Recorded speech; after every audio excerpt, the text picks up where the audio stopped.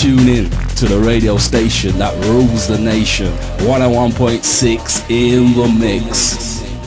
Ja nüüd me oleme nii kaugele, et meil on külas elhornet Pendulumist. Hello, Mr. elhornet. Good afternoon, or evening, actually. Hello. How's things? Things are cool, man. Things are really good. Happy to be in Estonia. It's a nice place. I didn't expect it to be as nice as what it is, and everyone's been really cool, so looking forward to the party. I'm sure a lot of Estonians have heard Pendulum, because you've been around for quite a few years. A couple of years now, yeah. Yeah, Coming on and 2.5. came on quite strong. Yeah. But what can you tell me about the big bang, how it all happened?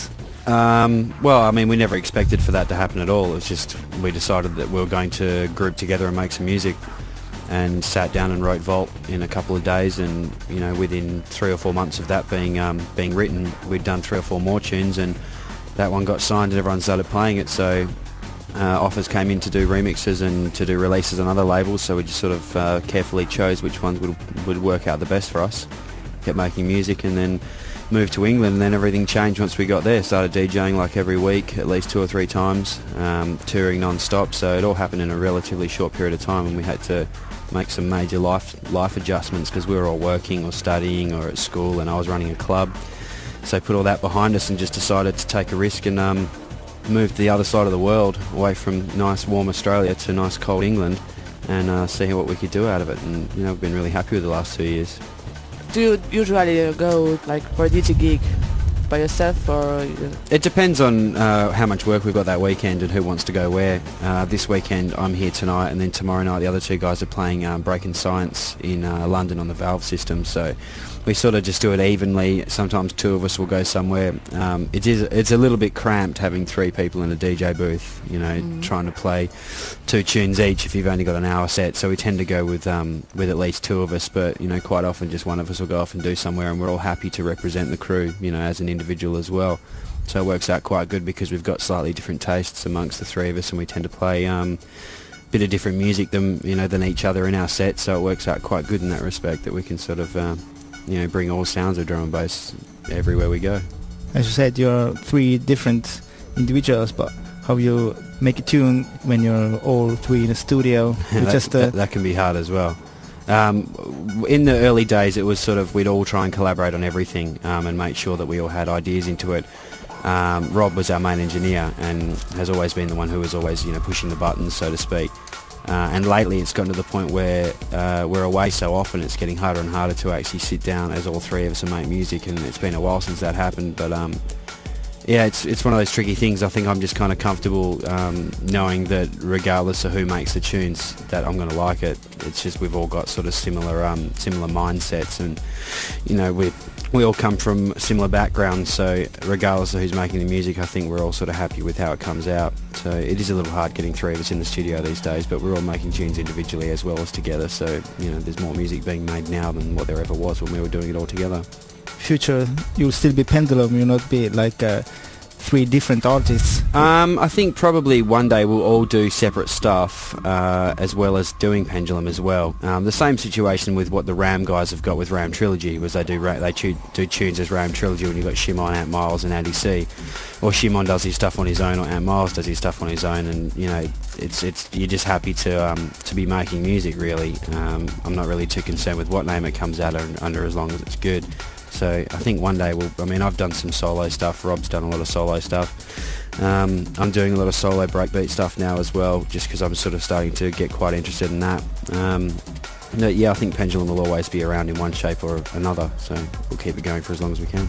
A lot of drum and bass producers are starting doing breaks, like Aqua Sky, the first big thing. Yeah, they've been doing it for 10 years now. And now I heard you and Freestylers. Yeah, we did for the sampler for our album, we've done a track with the Freestylers called Fasten Your Seatbelt, which should be out now, which is getting quite a lot of support in the break scene. And it basically sounds like a Pendulum tune, just at break speed. It's got the same sort of energy, the same sort of riffs. Yeah, I'm not sure why everyone seems to have just started doing it recently. Like, you've got Psydream from Canada, he produces breaks under the name of Influenza. The guys from Evil Intent do some breaks, Mayhem's done some breaks, Gridlock's done some, Pacific has done some. Polar obviously, you know, he was one of the first guys to sort of put breaks on a drum and bass album, you know, years and years ago. And like you said, Aquasky have been doing it for time as well. I think people are just starting to realise that there's more to life than just making one style of music. And as much as I love drum and bass, I think you can get a lot more creative if you've got other styles of music, because you don't seem to be you don't seem to want to have to make it sound like a drum and bass tune. You make breaks, or if you make techno or you make electro, whatever, you can just make a tune and it comes out how it comes out, rather than having to drop after a minute and a half and having to have a breakdown in the middle and having to have a huge build up to make people go off like that. It's just sort of nice to stray away from drum and bass for a little while and do something different. But that being said, I think drum and bass is always going to be my first love. It'll be the thing that I'm always going to be the most interested in out of any other style of music. So do you play also breakbeat? Yeah, I've been playing a bit recently. No one really from the drum and bass scene has ever tried to play breaks in a drum and bass set. And when we did the collaboration with the freestylers, we got into the habit of playing it pretty much in the middle of a set. And some places you get a really good reaction for that. And if the reaction was good, well then I'd flow on and play maybe 3 or 4 more breaks tunes. You know, Plump DJs or me, Katie, or an Aquasky tune or something like that. But sometimes drum and bass people just want to hear drum and bass and nothing else. So if you do that, they generally might just stand there and sort of not really be that interested in breaks, because I know there's a lot of drum and bass people who do like breaks, and there's a lot of people who just don't like it at all and think it's too slow. But yeah, I've been DJing a little bit. I did a party in Miami a couple of weeks ago with Aquasky where I played just a break set, no drum and bass at all, which was really quite fun. So hopefully it'll get to the stage where I can do both and people will be interested to hear both. Tell me more about your album. It's been quite anticipated. Yep. I'm getting to the stage where people are asking when it's going to be finished, and I said when it's done. You know, there's deadlines in place obviously to get, because Fresh has an album scheduled for Breakbeat House also after ours is done. And he works about 100 times faster than what we do, so his is almost finished and I think ours is about half done. So it's going to be probably 10 tracks. I think the vinyl will probably be 4-piece, and then the CD will follow shortly afterwards. There's a sampler which will be on promo soon, which is Tarantula featuring MC Spider and Tenafly, with the Freestylers collaboration, Fasten Your Seatbelt, on the other side of that. That should be out sort of soon. And the album will follow a couple months after that, hopefully. So we're sort of keeping a little bit tight-lipped at the moment, just until we know exactly what's going to be on it. And the track listing is out there. If you check Dogs on Acid, there is a working track list, and it's going to be called Hold Your Colour. So yeah, look forward to that coming out sort of second half of this year. It's like a different question, but do you prefer vinyls or CDs, or do you play both? Or? Both. I love vinyl. I think I've spent somewhere in the vicinity of about $20,000 collecting vinyl since I started DJing, and I'd never sell my vinyl collection for anything, and I still hunt down records now and still buy records now and play a lot of vinyl. But for the simple ease of travelling and DJing everywhere and playing a different set every time, I do like playing CDs, because I can basically turn up and play 3 or 4 gigs in a week and not play the same tune twice if I really didn't want to. Whereas if I was cutting dub plates, I'd sort of be inclined to play those same tunes because you've spent so much money on getting your dub cut of it. So I think it's good, and it has its downsides also, where some people just completely abandon vinyl and just play all CDs. And if you're a part of a record label, and if you're releasing records, it's not a very good look, I don't think, to just turn up and just play a whole set of CDs. You want people to go and buy your record. If you're not even playing your record yourself, why would they buy it? So there's upsides and there's downsides to it, but definitely when it comes to travelling and trying to get dub plates on a plane as hand luggage and being hit with extra costs for the weight, it just makes CDs look a whole lot more attractive. And I seem to find quite often I've had problems with sound systems with vinyl sounding terrible, needles skipping. It never happens with CDs. You might have something go wrong maybe once every 10 gigs that I play, whereas I've played plenty of gigs and vinyl sounded terrible and skipped and people are jumping and makes the deck skip. But yeah, I still love my vinyl. I still like to put out vinyl, and I wish that I hope the vinyl never goes away, but yeah, CDs are very, very handy. You've been in contact with quite a lot of up-and-coming artists. Yeah, that's the good thing about CDs right there. If you get someone that sends me a tune that they've got no tune signed, they've only just made it that day, you want to play it out and see what kind of reaction that tune gets. If you just burn it to CD and play it in front of a crowd, you're going to get to test it, you know, so that's opened up the doors for so many new producers, especially all the European producers. You got Russian guys, you got Estonian guys, German guys who you might not have ever heard of. They send you a tune over the internet, you play it on CD, it goes off. Next thing you know, they've got a tune signed. So yeah, if it wasn't for that, then I don't think a lot of new producers would be getting their music out there. Yeah, can you tell me some names? What are the next big things in your opinion? The next big things, Body and Soul, I think they're probably going to be pretty big. Austrian guys.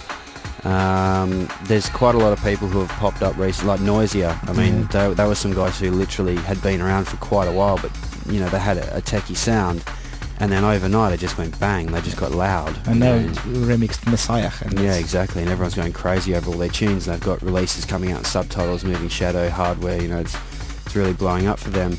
Other German guys like Face, he's been around for a little while. Got some business coming out in subtitles.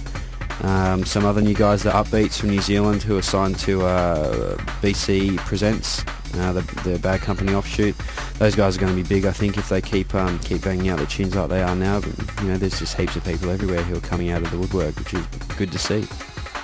Not so many from England though. I'm not sure why. Seems that the English guys have, you know, since the whole internet thing opened up and people started playing tunes from AIM, the new English producers have gone a bit quiet.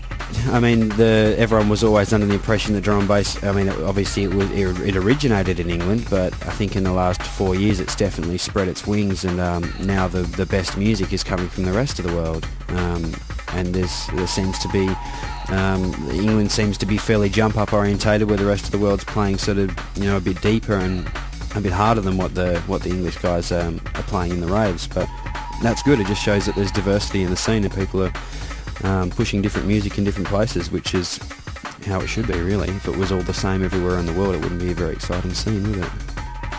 Could you describe Australian drum bass scene a little bit, because we don't know about it? Or New Zealand too. Well, I can talk about Australian drum bass. I won't talk about New Zealand drum bass because they're the enemy. Australian drum and bass has been going since it started, basically. Groove Rider played in Perth in 1992, so that was when it kicked off.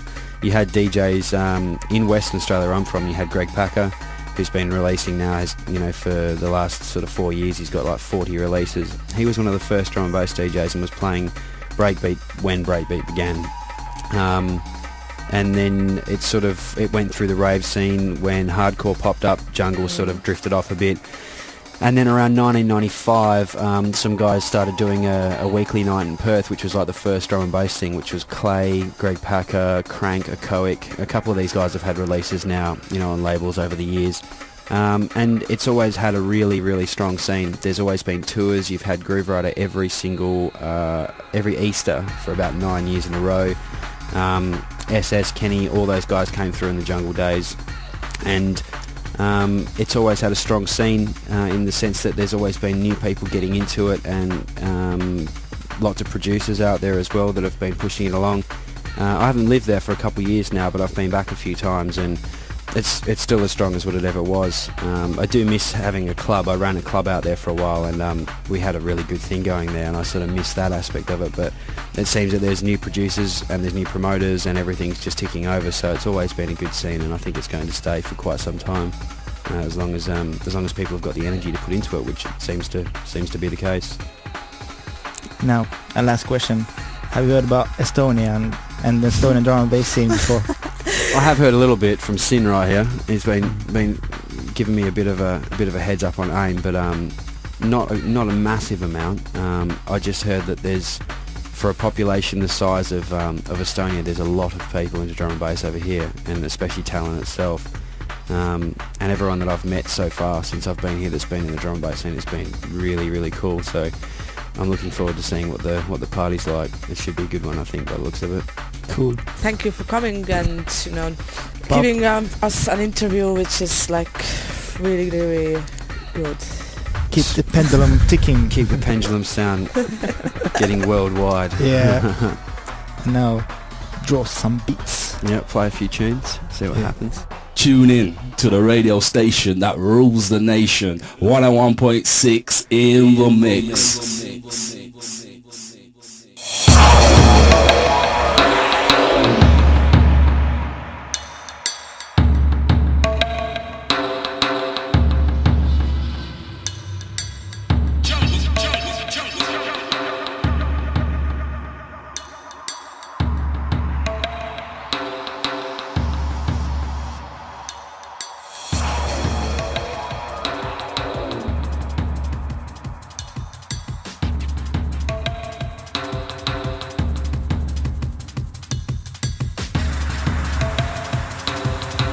Tune in.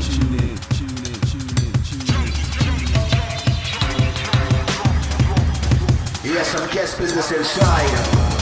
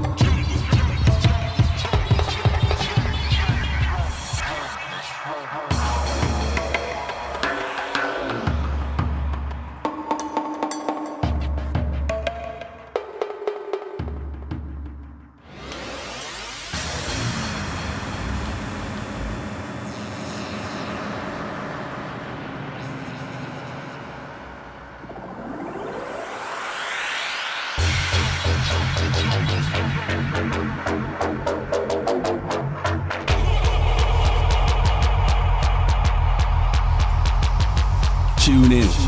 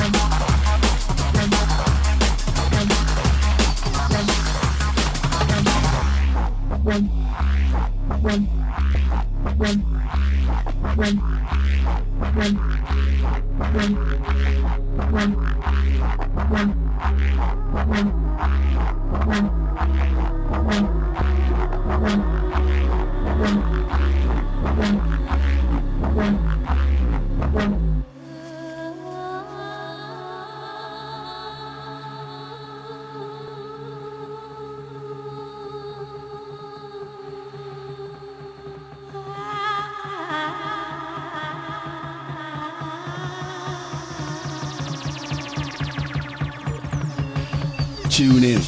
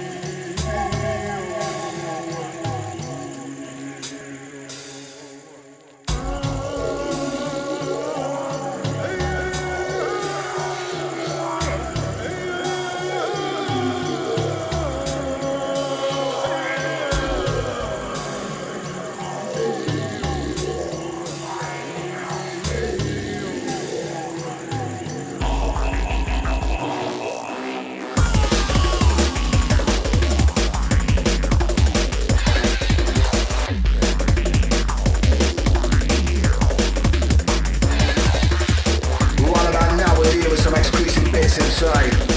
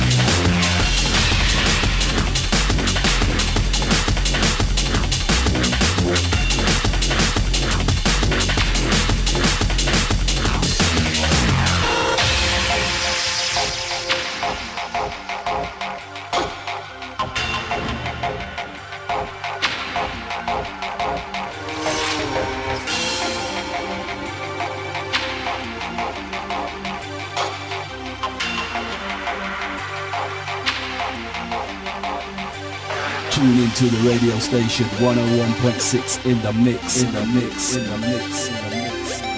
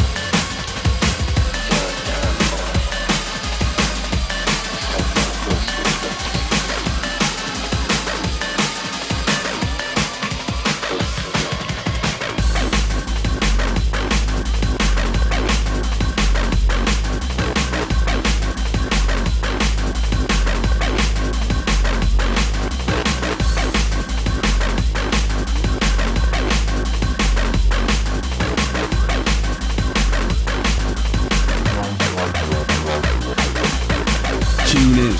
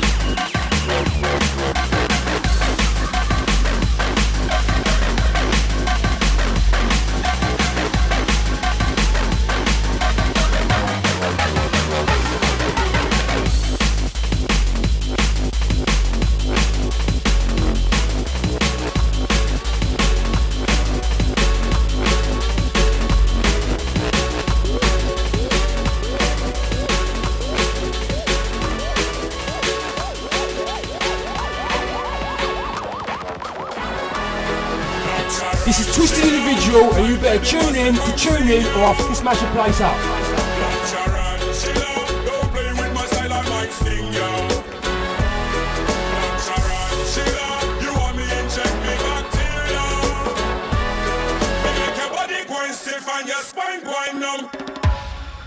Tune in. Freezer.